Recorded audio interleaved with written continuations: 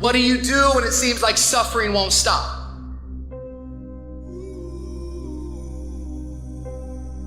What do you do when it feels like your pain doesn't have a point? What does it do when it feels like your weaknesses continue to worsen? Maybe you've taken a knockdown concerning your finances lately.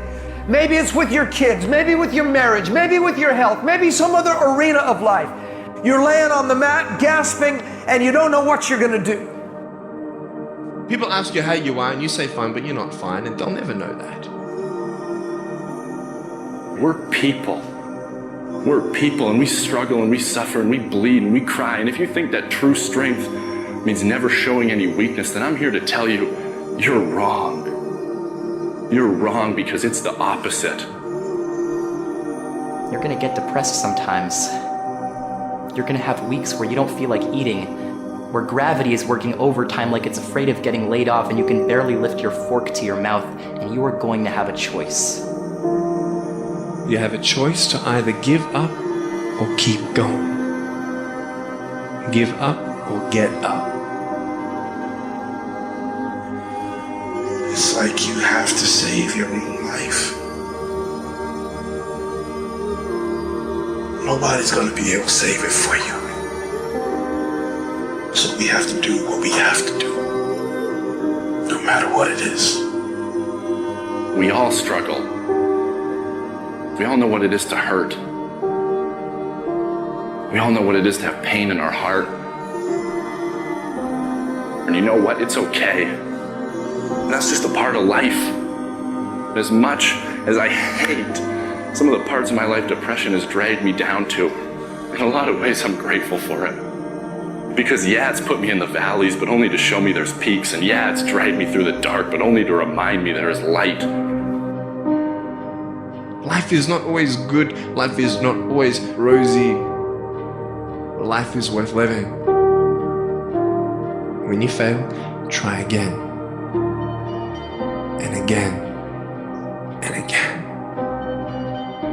Hold on to that fundamental quality of faith. Have faith that on the other side of your pain is something good. You're gonna question yourself. It takes guts, ladies and gentlemen. No guts, no glory. Most people, when they hear no or they're rejected, it takes their power away. And they become discouraged. They lose their spirit. They lose their energy. They stop. No. When you're facing those rejections day in and day out, don't say, I had a bad day today. Say, I had a character building day. What did you learn? What did you get out of that day?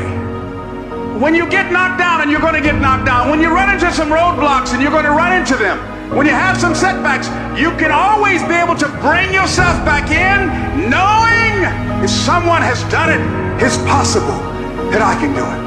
You've got to be willing to face rejection and no again and again and again, defeat again and again and again, and every time life knocks you down, you jump up and say, it's not over until I win.